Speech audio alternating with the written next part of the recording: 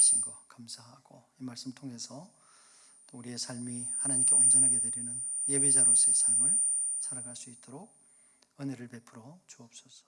지혜를 주셔서 말씀을 깨닫게 하시고, 또 말씀을 깨닫는 만큼 우리가 온전하게 하나님의 자녀로 그리스도의 제자로서의 삶을 우리가 살아드리는 그런 인생 되게 하옵소서. 예수님의 이름으로 기도합니다. 아멘. 네, 어제 우리 왔던 우리 제자, 그 친구가 아주 성격이 보통이 아니에요. 그래갖고 이 친구가 이제 부교육자를 한 7, 8년 정도 했어요. 그러니까 그 전에 이제 학교 다니면서도 했고, 이제 졸업하고 난 다음에 부교육자 생활을 하는데, 가는 때마다 목사님을 아주 잡아먹는 왜 목사님 이렇게 왜 안 하시냐고. 아니 뭐 나쁜 의미가 아니고, 이 친구가 아주 주로 이제 합동측 교회에 오랫동안 있었어요. 그랬는데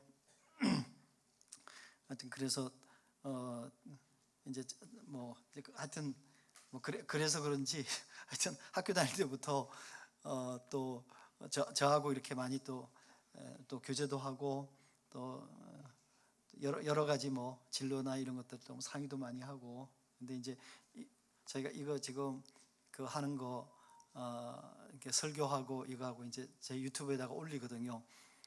그래 이제 매주 그걸 보는 모양이에요. 매주 이제 보면서 어제 와서 이제 그 얘기를 하더라고요. 왜 사람은 소리를 들리는데 얼굴이 사람이 안 보인다.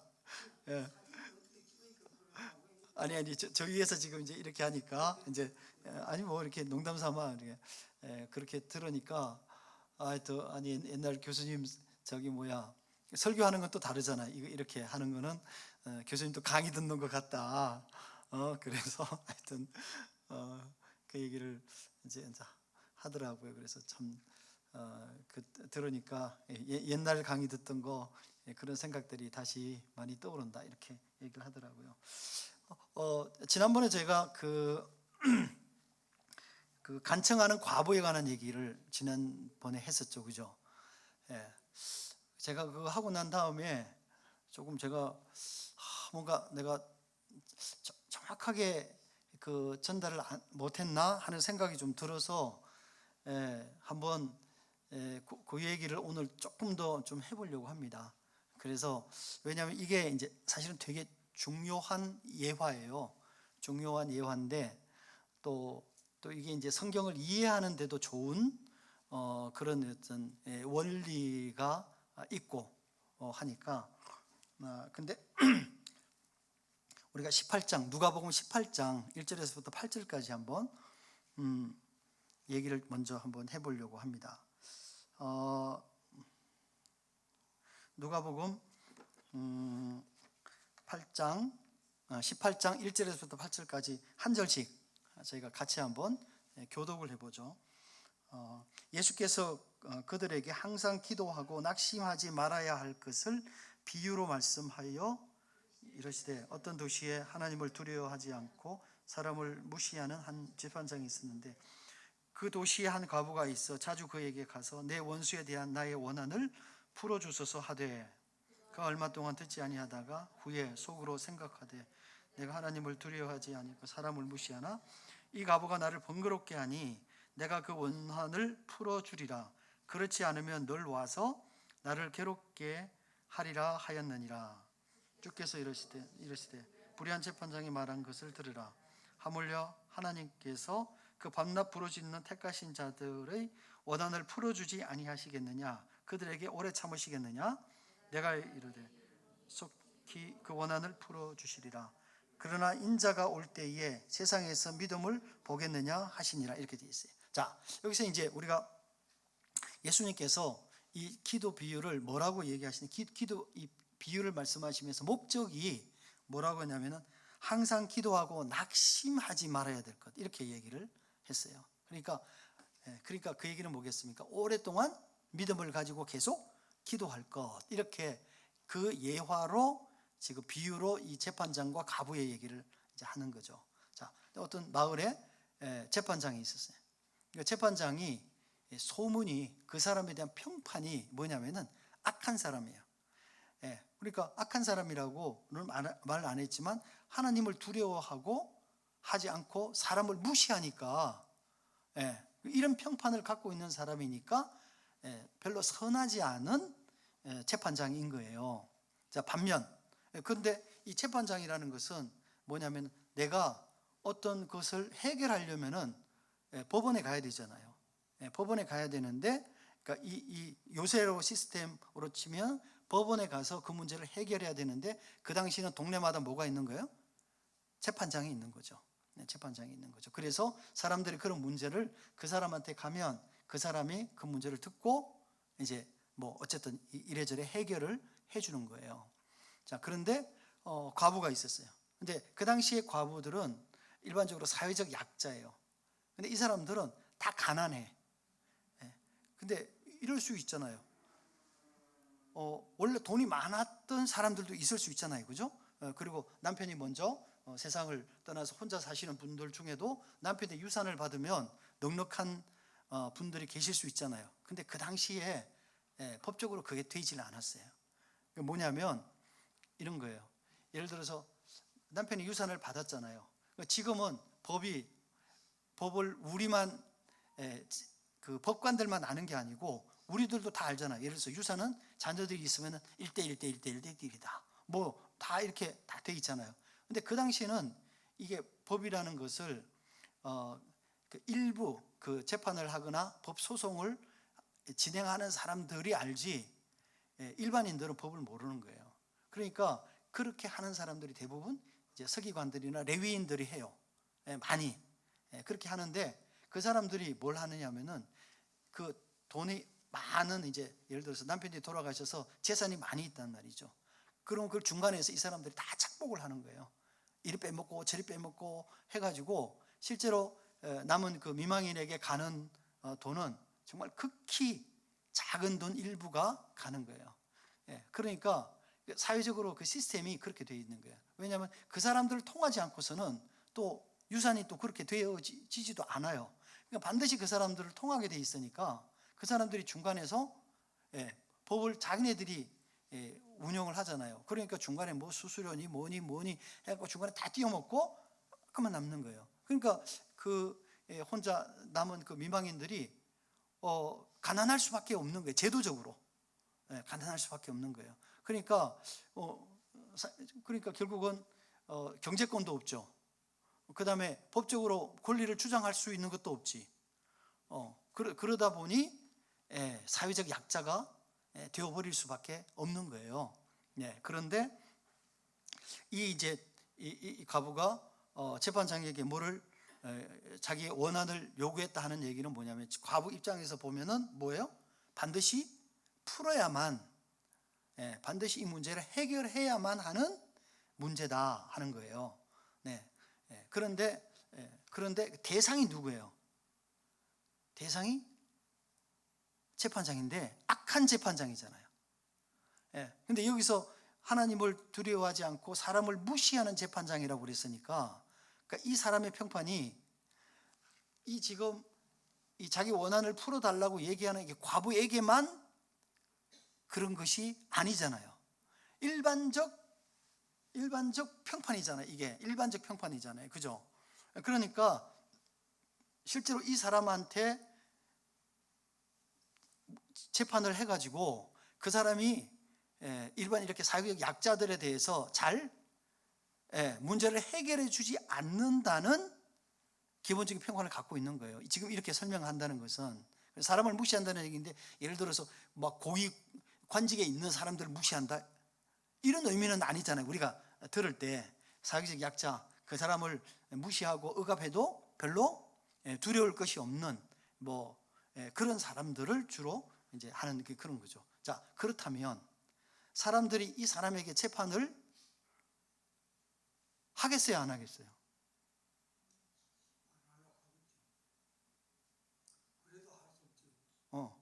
왜냐하면 해봐야 소용이 없다는 거지. 왜냐하면 이런 평판을 갖고 있으니까 하나님을 무시하고 하나님을 무시하고 사람들을 하나님을 도 신경 쓰지 않고 사람들도 신경 안 쓰고 자기 마음대로 한다. 이러면은 그래서 저 사람 너무 형편없어. 저 사람한테 뭐 가보면 저게 몇 년이 걸릴지 알 수가 없어. 그러면 그냥 우리가 시체말로 차라리 알려니 죽지. 이렇게 생각을 하고 아예 재판 자체를 거부 안 한다는 말이야. 그러니까 웬만하면 그냥 아예 가지를 않는 거죠. 정말. 그런데 지금 여기 이 예화에서 등장하는 이 과부는 어떻게 된 거예요? 그것이 중요한 문제지 아닌지는 우리가 몰라요. 몰라. 그런데 이 과부 입장에서는 이 문제를 해결해야 된다고 생각을 했으니까 재판을 한 거예요. 그리고 자기 문제를 해결해 달라고 어떻게 해요? 계속 간 거지. 계속 간 거죠. 근데 문제가 해결됐어요, 안 됐어요? 해결됐죠. 어떻게 해결이 됐어요? 귀찮으니까. 근데 과부는 이 과부는 그렇게 해결됐는지 어떻게 해결됐는지를 몰라. 해결된 내용을 모르는 거예요. 중요한 거는 뭐냐? 내 문제가 해결이 됐다. 요것만 알고 있는 거예요. 요것만 알고 있는 거예요. 그러면 해피엔딩이잖아요. 그죠? 해피엔딩. 어디까지 해피엔딩? 8장 앞절까지 해피엔딩. 근데 하나님께서 뭐라 그러냐면은 아니 저 악한 재판장도 저렇게 하는데 문제를 해결해 주는데 하늘에 계신 하나님이 문제를 해결해 주지 않겠냐, 너희한테 그렇게 오랫동안 기다리게 하겠냐, 지금 이 얘기를 지금 하고 있는 거죠. 그죠? 자, 그런데 여기서 문제를 요까지만 딱 좋은데, 요까지가 딱 좋잖아요. 그러니까 그러면 너희가 뭐냐면은 계속해서 이렇게 하면 해결해 줄 것이다, 이렇게 되는 거잖아요. 그죠? 자, 그런데 딱 문제가 뭐냐면 8절 끝에 우리가 그러나부터 한번 같이 한번 읽어보겠습니다. 시작. 그러나 인자가 올 때에 세상에서 믿음을 보겠느냐 하시니라, 이렇게 돼 있어요. 지금 이 얘기를 덧붙임으로써 이 문제를 힘들게 만들어 버린 거예요. 자, 그런데 뭐냐면 지금 여기 앞에 16장 16절부터 16절인가? 16절부터요. 16절부터 계속해서 무슨 얘기를 하고 있냐? 누가가 계속 무슨 얘기를 하냐면 종말에 관한 얘기를 하고 있어요. 종말에 관한 얘기를 지금 하고 있어요. 그러니까 지금 이 과부의 기도에 관한 문제도 뭐에 관한 문제다? 종말의 기도에 관한 문제다, 이런 거예요. 기도에 관한 문제다, 이런 거예요. 자, 그런데 지금 요 재판 앞에 있는 재판은 종말이에요, 아니에요? 아니죠. 그죠? 아니고 지금 일반 때에 관한 얘기예요. 일반 때에 관한 얘기야. 근데 일반 요 때에 관한 얘기인데, 재판장이 아까 그랬어요. 악하고 나쁜 재판장이라고 그랬잖아요. 사람들이 재판을 어떻게 했어요? 포기한 거죠. 포기한 거죠. 여기 포기했다는 말은 없지만 우리가 생각할 때, 근데 이 과부는 그냥 자기가 필요하다고 생각하니까 그냥 재판을 신청하고 계속 가서 재판장을 못 살게 군 거예요. 그래서 법대로 재판이 된 게 아니라 귀찮으니까 재판이 이루어진 거예요. 자, 그런데 그렇게 해서 됐는데 뒤에 그러나 인자가 올 때라는 얘기는 어느 때를 얘기하는 거예요? 종말. 그렇죠. 그러니까 인자가 올 때라는 얘기는 종말이라는 거거든요. 종말의 현상을 우리가 한번 생각해 보세요. 종말의 현상은요, 두 가지가 있어요. 하나는 믿음과 절망이에요. 희망과 절망이에요. 하나는 희망이고 하나는 절망이에요. 희망은 뭐냐면은 예수 그리스도가 다시 오신다는 희망이에요. 절망은 뭐예요? 믿지 않는 사람들이 득세를 해서 가장 힘들 때예요. 마치 우리가 여명이 될 때에 가장 어두워지는 것처럼 그때가 믿음적으로 믿음을 지키기가 가장 어려울 때예요. 그러니까 이때가 언제냐면은 인자가 올 때예요. 인자가 올 때예요. 그러니까 인자가 올 때에 가장 절망적일 때인데, 그때에 지금 이 과부처럼, 네? 다 포기했잖아요, 그죠? 그 악한 그 재판장을 보고 포기했잖아요, 그죠? 근데 이때는 악한 재판장이만이 아니라는 거죠. 사회 전체가 다 어떤 거예요? 희망이 없는 거죠. 뭔가 되지가 않는 거예요. 공의가 사라진 세대예요. 그때에 과연 하나님에 대한 믿음을 가지고 이렇게 꾸준하게 계속해서 하나님께서 들어주실 거다라는 믿음을 가지고 기도하는 사람이 있겠느냐, 이 얘기를 지금 하고 있는 거예요. 그러니까 8장 전반전까지 하면은 되게 쉬운 거예요. 근데 그러나 이게 인자가 올 때에 라고 얘기를 하면서 그때 믿음을 보겠느냐, 그러니까 이 얘기는 뭐냐면 그렇게 어려울 때에 그게 없을 때 그냥 그때는 이 재판장 한 사람이 악하다 그랬는데, 이때는 한 사람이 악한 게 아니라 사회 전체가 다 썩었어요. 그리고 사람들이 다 믿음에서 떠날 때, 배교할 때, 이럴 때 과연 그럼에도 불구하고 지속적으로 우리가 하나님을 믿고 기도할 수 있겠느냐 하는 거죠. 그러니까 우리가 생각해 보면은 그때나 평상시 때나 종말 때나 기도의 조건은요, 결국 뭐냐면은 하나님에 대한 온전한 신뢰예요. 하나님의 온전한 믿음. 하나님에 대한 온전한 믿음. 그러니까 그게 없으면 결국은 안 된다는 거죠. 그러니까 이 과부가 누구를 믿은 거예요? 그 당시에 재판장을 믿은 거죠. 재판장을 믿은 거죠. 다른 사람이 다 뭐라 그래도 이 과부는 그냥 재판장을 믿고 계속해서 해결해 달라고 얘기를 한 거예요. 그런 것처럼 다른 사람들은 재판장 안 믿었으니까 뭘 했어요? 재판을 포기했지. 근데 이 사람은 재판장을 믿고, 악하다 그래도 믿고 계속 한 거예요. 근데 과연 종말에 왜냐하면은 이 배교하던 이런 종말에 과연 그런 믿음을 가지고 하나님께서 기도에 응답해 주실 것이다 라고 믿고 그렇게 기도하는 사람이 과연 있겠느냐, 그 얘기를 지금 하고 있는 거예요. 그러니까 결국 이 교훈은 그런 믿음이 있어야 어떻게 하게 된다? 계속해서 기도하게 된다. 그런 믿음이 있어야 기도하게 된다. 상황과 상관없이 상황을 보고, 다른 사람들은 상황을 보고 재판 안 한 거잖아요. 그렇잖아요, 그죠? 안 믿을 아유 저 사람 저 씨알도 안 먹혀, 이런 거 갖고 갔다가는 저게 뭐 10년이 걸릴지 20년이 걸릴지 알 수도 없어. 그리고 재판을 포기하는 거예요. 그렇죠. 근데 이 과부는 그러지 않았다는 거예요. 그 얘기를 지금 하고 있는 거예요. 그래서 제가 지난주에 지난주에 하고 난 다음에 이렇게 내가 그때 얘기하고 지금 좀 다른가요? 예? 아, 그래요? 아, 그렇군요. 네? 똑같은데. 네. 그래, 그냥 이해하자 우리가. 우리가 이 말씀을 이해하는 게 아니라 그냥 목사님의 얘기를 그냥 이해하자 우리가. 어, 어, 어, 어.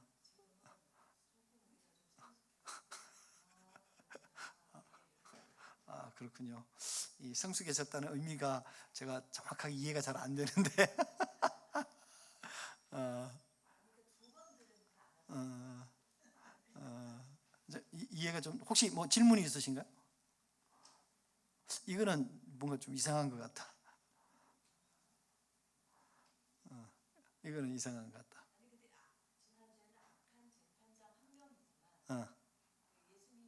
어, 그 얘기를 안 했구나. 어, 어, 어,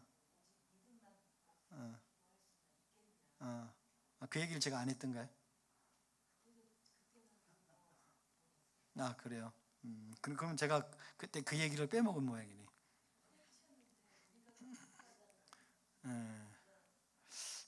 그때는 공부 시간이 길어져 가지고 상당히 이 스트레스가 많았을 때가 아닌가. 자, 오늘은 하여튼 하나만 더 하려고 합니다. 15장. 누가복음 15장. 이 15장에는 세 가지 예화가 있어요. 세 가지 예화가.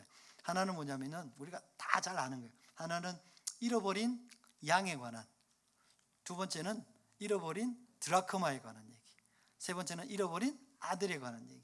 자, 그런데 시작할 때 15장 1절에 이렇게 되어 있어요. 1절과 2절을 우리가 같이 한번 읽어봅니다. 1절과 2절 시작. 모든 세리와 죄인들이 말씀을 들으러 가까이 나오니 바리새인과 서기관들이 수군거려 이르되 이 사람이 죄인을 영접하고 음식을 같이 먹는다 하더라. 이렇게 되어 있어요. 그러니까 지금 예수님하고 가까이 지내고 음식을 먹는 이 사람들은 누구냐면은 세리와 죄인들이에요. 그죠? 근데 이 사람들은 뭐냐면 그 사회에서는 내놓은 사람들이에요. 그 사회 구성원으로도 생각지 않는 사람들이에요. 그러니까 다르게 얘기하면 오늘 본문을 우리가 생각하면서 얘기해 보면은 그 사회에서 잃어버린 사람들이에요. 포함되지 않는, 있어도 그만, 없어도 그만. 오히려 있어서 더 그 불편한 사람들이 누구냐면은 이 세리와 죄인들인 거예요. 그러니까 이제 그 얘기를 지금 하니까, 그러니까 예수님께서 뭐라고 이 세 개의 예화를 통해서 뭐라고 반문을 하시냐면은 너희는 그 사람들을 잃어버렸지만 나는 너희가 잃어버린 그 사람들을 나는 찾으러 왔다. 그러니까 이 얘기를 지금 세 번에 걸쳐서 얘기하고 있는 게 각각의 다른 상황으로. 첫 번째가 뭐냐면은 양이에요. 잃어버린 양이에요. 그런데 우리가 이렇게 돼 있어요. 예수께서 그들에게 비유로 이르시되 너희 중에 어떤 사람이 양 100마리가 있는데 그 중에 하나를 잃으면 99마리를 들에 두고 그 잃은 것을 찾아내기까지 찾아다니지 아니하겠느냐, 이렇게 돼 있어요. 그러니까 어떤 사람이 뭐라고 얘기하냐면, 아니 그러면 99마리가 다 도망갈 거 아니에요. 이렇게 얘기를, 그냥 한 마리 잃어버린 거 놔두고 나머지 99마리를 가지고 가는 게 그게 맞는 거지. 아니 그 99마리를 지금 여기 보니까 들에 두고 그랬잖아요. 그죠? 들에 두고 그러면 그 양들이 뭐 말도 안 듣고 그런 양들인데 자기들이 그냥 뿔뿔이 다 흩어져서 한 마리 찾자고 나머지 다 잊어버리지 않겠어요? 이렇게 얘기하는 사람이 있어요. 우리가 생각해 보면은 객관적으로 얘기하거나 이성적으로 얘기하면 그 말이 어때요? 맞는 말이죠. 그러나 지금 예수님께서 비유로 설명을 하시는 것은 그런 상황을 제쳐놓고 잃어버린 것에 대해서 목자가 어떤 마음을 갖고 있느냐 하는 얘기를 지금 하고 있는 거예요. 그러니까 그 99마리를 들에다가 버려두고 그 한 마리를 찾으러 가는 그 마음이 바로 누구의 마음이다? 목자의 마음이다.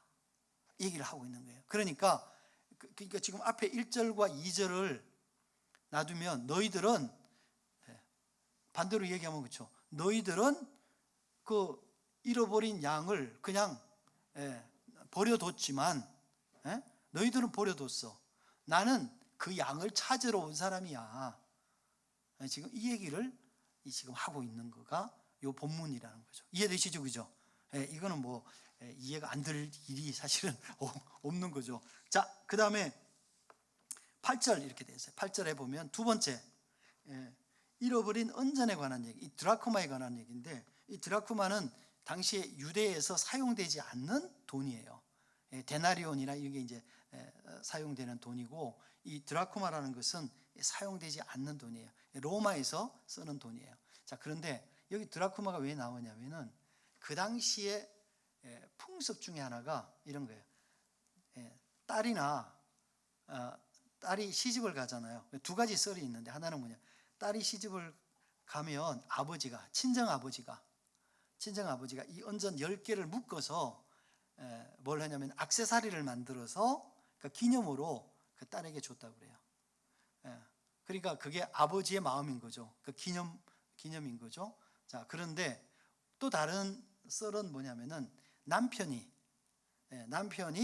그 부인에게, 결혼해서 오는 부인에게 액세서리로 준 거예요. 왜냐하면 그 돈은 쓰지 못하는 돈이니까 액세서리로 해서 준 거예요. 그러니까 뭐 친정의 아버지가 줬던, 남편이 줬던, 중요한 거는 뭐냐면은 이 부인에게는 그게 굉장한 뭐가 있는 거예요. 의미가 있는 거잖아요.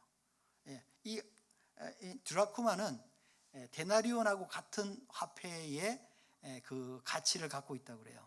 한 하루 일당, 이 하나가 하루 일당 정도의, 어떻게 보면은 그게 뭐 큰 돈일 수도 있고, 사람에 따라서 그게 뭐 그렇게 크지 않은 돈일 수도 있어요.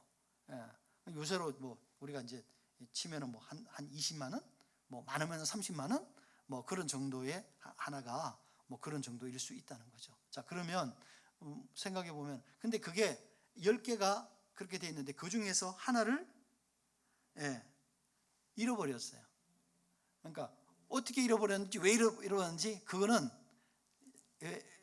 얘기할 필요가 없다는 거예요. 중요한 것은 뭐예요? 잃어버렸다는 거예요. 그러니까 잃어버렸다는 건 뭐냐면은 내가 가지고 있어야 되는 10개 중에서 없어진 것이 있다는 거예요. 없어진 것이.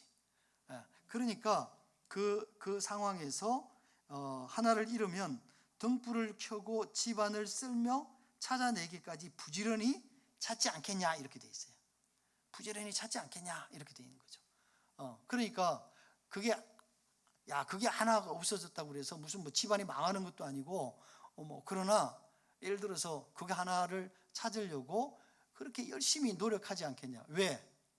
그게 금전적으로 비싸기 때문이 아니라, 중요한 것은 뭐냐면 그게 그 사람에게는 매우 의미가 있는 소중한 것이다 하는 의미를 얘기를 하는 거예요. 그러니까 그 의미를 10개가 다 있어야 사실은 그 의미가 있는 거잖아요. 혹시 옛날에는 쌍가락지 있었잖아요, 그죠? 우리가 그거 할 때 뭐 저희 때는 뭐 없지만 저희 할머니 때, 저희 할머니들은, 저희 어머니는 모르겠어요. 저희 어머니는 쌍가락지 끼는 걸 제가 본 적이 없어요. 근데 저희 할머니는 그 백금으로 된 쌍가락지를 끼고 계시더라고요. 근데 그 당시에는 그 쌍가락지를 많이 끼셨던 것 같아요. 우리 김 권사님 어떠세요? 옛날에 쌍가락지도 안 해주셨어요, 장로님?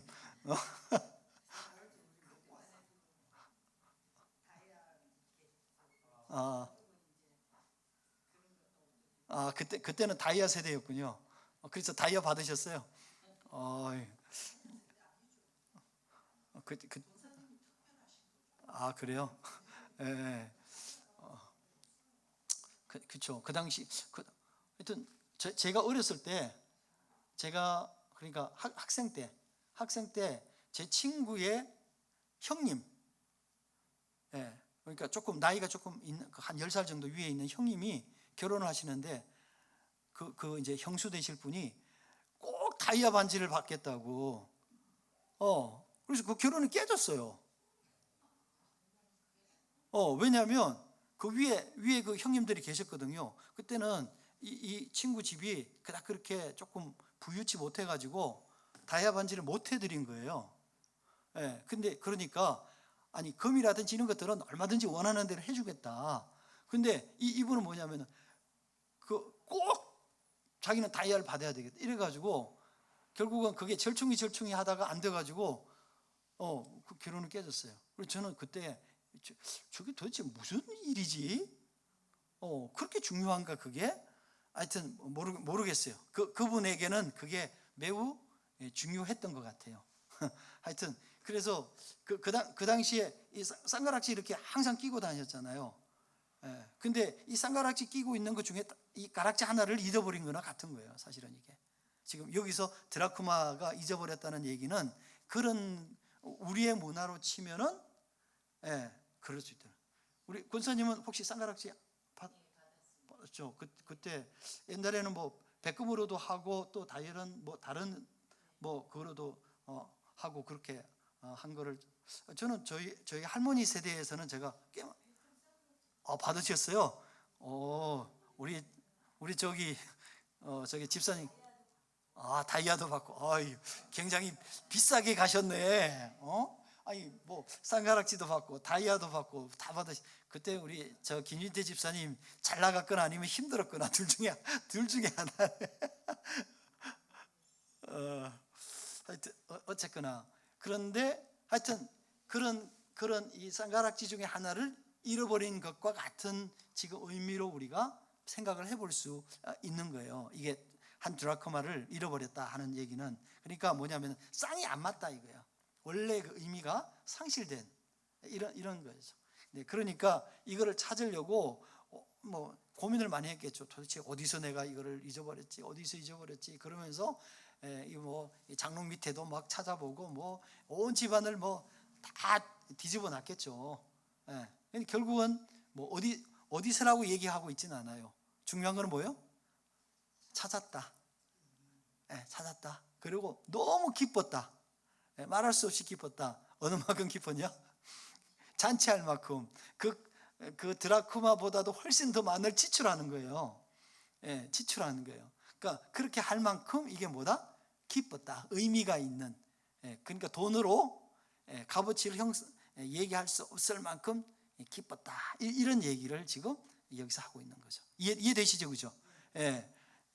자, 세 번째요. 우리가 잘 아는 잃어버린 아들에 관한 얘기예요. 자, 이 잃어버린 아들에 관한 얘기는요, 이게 굉장히 중요한 얘기입니다. 이게 뭐냐면은 이 아들이 원래 아버지가 살아 있을 때 자기의 저기 상속분을 미리 달라고 얘기를 한 거잖아요. 그리고 이제 간 거잖아요, 그죠? 자, 그런데 이 부분에서 우리 어떤 선교사님이 그 레바논 쪽에 그 팔레스틴 쪽에 있는 거기에 이제 현지의 그 선교사로 계시는데 그분이 그 현지 사람들한테 물어봤대요. 성경에 이런 얘기가 나오는데 과연 이거에 대해서 당신은 어떻게 생각하냐? 그랬더니 그 사람들이 얘기가 뭐냐면은 말도 안 되는 얘기다. 지금도. 그러니까 이게 이미 2000년 전 얘기인데 지금도 그거는 말도 안 되는 얘기다. 왜냐하면 그 얘기를 한다는 의미는 뭐냐면은 곧 아버지가 죽었다는 것을 의미한다는 거예요. 난 당신 더 이상 아버지로 인정하지 않는다. 왜냐하면 상속이라는 것은 언제 받는 거예요? 지금은 뭐 미리 상속하잖아요. 미리 뭐 상속을 하는 경우들이 많이 있잖아요. 근데 그 당시에는 그런 일이 없단 말이에요. 미리 상속하는 일이 없고 반드시 뭐요? 돌아가셔야지만 그때 상속을 하게 되는 거니까 이거는 아버지를 죽은 사람 취급하는 것이다. 이렇게 돼 있어요. 자, 그런데 이 아버지는 이 아들에게 대해서 어떻게 했어요? 상속을 허락해 주셨잖아요. 허락해 줬잖아요. 그러니까 그 얘기는 아버지가 자기를 죽은 자 취급하는 아들에 대해서 뭘 한 거예요? 관용을 베풀어 준 거예요. 관용을 베풀어 준 거죠. 그렇잖아요, 그죠? 어떻게 보면은 아버지에게 있어서는 있을 수가 없는 얘기예요. 멀쩡히 살아있는 아버지를 죽은 사람 취급을 하고 당신이 죽으면은 남겨줄 재산 나 달라. 지금 이렇게 얘기를 하는 거니까 아버지 입장에서는 가장 어디요? 치욕적인 얘기잖아요. 왜냐하면 아버지 취급을 안 하는 거니까 죽은 사람, 산 사람을 죽은 사람 취급을 지금 하고 있는 거 아니에요, 그죠? 그러니까 어떻게 보면 아버지 입장에서는 본인이 다른 사람도 아닌 아들에게 가장 치욕적인 대우를 받는 거예요. 그런데 그런 상황에서 아버지가 그거를 어떻게 한 거예요? 인정하고 받아들인 거예요. 관용을 베풀어 준 거예요. 이게 지금 굉장히 중요한 일이에요. 자, 첫 번째. 두 번째는 뭐라 그러냐면 20절에 20절에 보니까 이에 일어나서 아버지께로 돌아가니라. 아직도 거리가 먼데 아버지가 그를 보고 측은히 여겨 달려가 목을 안고 입을 맞추니, 이렇게 돼 있어요. 예. 두 번째는 뭐냐면 그 아들이 집으로 돌아왔다는 거예요.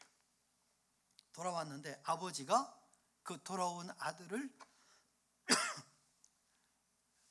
맞아들였다는 거예요. 왜냐하면 그 재산을 가지고 나간 아들은 더 이상 집으로 들어올 수 없다는 거예요. 그렇게 재산을 가지고 나간 아들은. 그러니까 근데 뭐 어떻게 됐든 간에 다 망해가지고, 그러니까 두 번째 그 망한 아들이 들어오는 것을 아버지가 뭐야? 받아들여줬다. 두 번째, 아버지의 두 번째 관용인 거죠. 아버지의 두 번째 관용.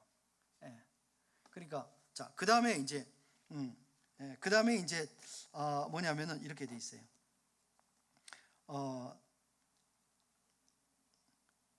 그 다음에 이제 아버지가 뭐라 그러냐면, 그때 25절에 보니까 이렇게 있어요.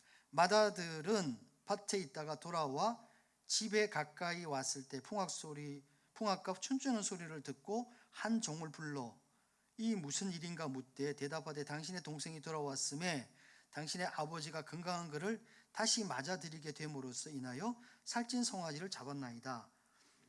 그가, 큰아들이죠, 노하여 들어가고자 하지 아니하거늘 아버지가 나와서 권하는데 아버지께 대답하여 이르되 내가 여러 해 아버지를 섬겨 명을 어김이 없었거늘 내게는 염소 새끼 한 마리라도 주어 나와 내 벗으로 즐기게 하신 일이 없더니 아버지의 살림을 창녀들과 함께 삼켜버린 이 아들이 돌아오매 이를 위하여 살찐 송아지를 잡으셨나이다. 아버지가 이르시되 예, 너는 항상 나와 함께 있으니 내 것이 뭐라 그래요? 다 네 것이로다. 이렇게 돼 있어요. 이게 뭐냐면 세 번째 아버지의 관용이에요. 뭐냐면은 이런 거죠. 이미 아버지가 아직 살아 있음에도 불구하고 이것이 뭐야? 이게 다 지금 누구 거라고 얘기하고 있는 거야? 큰아들, 이게 네 거야. 이게 네 거야. 이 얘기는 뭐냐면 아버지의 권리를 뭐 하는 거예요? 포기하는 거예요. 아버지의 권리를 포기하고 있는 거야.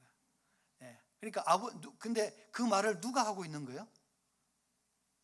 아버지가 했다는 거죠. 첫 번째는 아들이 그 얘기를 아버지한테 했고, 그죠? 두 번째는 아버지가 그 아들을 받아들임으로써 자기 권리를 포기했고, 세 번째는 또 이 재산에 관한 부분을 아버지가 자기를 포기한 거죠. 그러니까 이 아버지가 자기의 권리를 몇 번이나? 세 번이나 포기한 거예요. 그러니까 이게 여기에서 하는 얘기는, 그러니까 잃어버린 우리가 이제 여러분 중에 오랫동안 교회 이제 옛날에 그 초등부나 중등부 이럴 때 교회 학교 다니신 분들이 옛날에 이거 선거 많이 했잖아요. 그렇죠. 이때 주인공이 누구예요? 주인공이 둘째 아들이잖아요. 둘째 아들. 둘째 아들이 신이 제일 많아요. 아버지는 신이 없어. 나갈 때 하고 들어올 때밖에는 신이 없어요. 근데 여기서 제일 중요한 게 뭐냐면은 아버지란 말이에요. 아버지. 그러니까 아버지가 자기의 권리를 포기함으로써 뭐를 받아들인 것이다? 아들을 받아들인 것이다. 그러니까 아들을 받아들이기 위해서 자기를 인정하지 않는 아들을 받아들이기 위해서 아버지가 자기를 포기한 것이다. 자기의 권리를 포기한 것이다. 이렇게 우리가 설명할 필요가 있다는 거죠. 그러니까 이게 결국은 우리가 첫 번째 잃어버린 양에 관한 문제, 두 번째 잃어버린 드라쿰에 관한 문제, 세 번째는 잃어버린 아들에 관한 문제인데, 이 아들에 관한 점점 더 강도가 어때요? 강도가 세지죠. 세지죠. 그래서 이 아버지가 자기의 권리를 포기함으로 잃어버린 아들을 받아들이는 이것이 이제 세 번째 잃어버린 아들에 관한 비유예요. 그래서 요 세 가지가 15장에 누가복음 15장에서 나타나는 이 세 가지 비유를 우리가 잘 이해할 필요가 있어요. 자, 그런데 저희가 이제 다음 주에 할 거예요. 다음 주에 하는데 그럼 이게 끝이냐? 아니에요. 이 얘기는 16장에도로 이어져 가요. 이 얘기가 왜냐하면은 16장 1절 맨 앞에 뭐라고 그랬어요? 또한 이렇게 돼 있죠. 그러니까 또한이라는 얘기는 뭐냐면은 예수님께서 세 가지 비유를 설명하시고 나서 거기에 덧붙여서 이런 의미잖아요, 그죠? 그러니까 15장에 잃어버린 세계에 관한 얘기를 하시고 그 다음에 거기에 덧붙여서 얘기를 하시는 거예요. 자, 근데 만약에 그 세 가지 중에서 덧붙이면 어느 것에 덧붙이겠어요? 1번 잃어버린 양, 2번 잃어버린 드라쿠마, 3번 잃어버린 아들. 어디에 덧붙이겠어요? 자, 1번, 2번, 3번 중에 아들이겠죠. 3번이겠죠. 그죠? 자, 3번이겠죠. 자, 그러면 두 번째. 자, 그게 이제 3번인 거예요. 자, 두 번째. 그러면은 큰 아들, 작은 아들. 이 아니고 큰 아들. 왜냐하면 작은 아들은 이미 뭐예요? 받아들였어. 아직 그런데 큰 아들의 문제가 해결이 안 됐어. 그래서 이 16장에 또한 이러면서 제자들에게 이르시되, 이 얘기를 지금 큰아들에 관한 문제에 관해서 16장에서 이어서 설명하고 있어요. 여러분, 제가 장담해서 말씀드리건데 이렇게 설명하는 목사는 한 명도 없다. 네.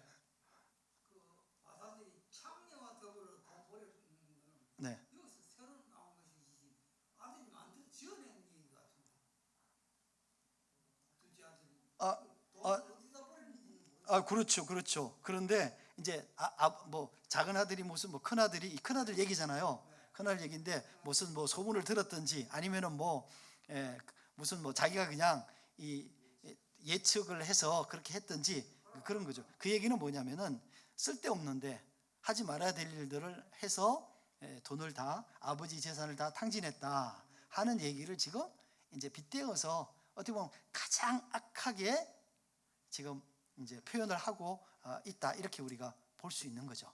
네. 그러니까 15장에 잊어버린 세 가지가 이걸로 끝나는 것이 아니라 아직 해결되지 않은 큰아들에 관한 얘기를 16장이 얘기하고 있는데, 비유 중에서 이 16장 비유가 성경 전체를 통틀어서 가장 어려운 비유예요.